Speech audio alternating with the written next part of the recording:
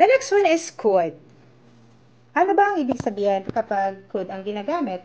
Ang could ay nagpapakita ng ability in the past, polite expression, possibility, okay, conditional, and suggestion. It is an ability in the past. For example, when I turned 11, I could jump 5 feet high. Ano ibig sabihin nun? So, ngayon, hindi na ako 11, right? So, but when I turned 11, I could jump 5 feet high. Ibig sabihin, kaya ko yun noon. Bata pa ako, 11 ako. But, hindi na ngayon. Hindi ko na yun kaya.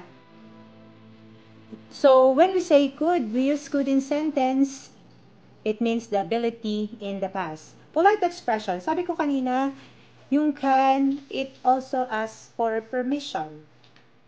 For example, can I turn off the light? But this one is much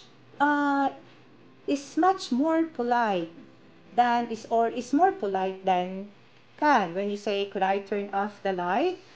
It means that you're giving him the chance to say yes or no.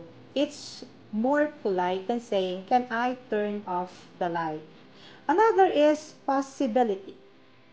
So, yung possibility na yon, may condition, may suggestion. Ibig sabihin, kung mangyayari ang bagay, maaari ko itong gawin. Let us go back to marriage. Pag sinabi ng boyfriend mo, for example, if I have a stable job, I could marry.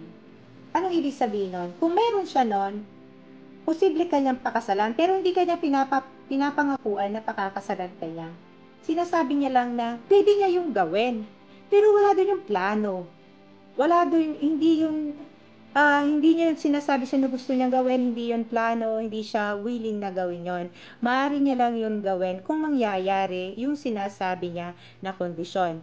Still, pag sinabi niyang I could marry you, hindi ibig sabihin, plano kanya o gusto kanyang pakasalan. Pwede niyang gawin.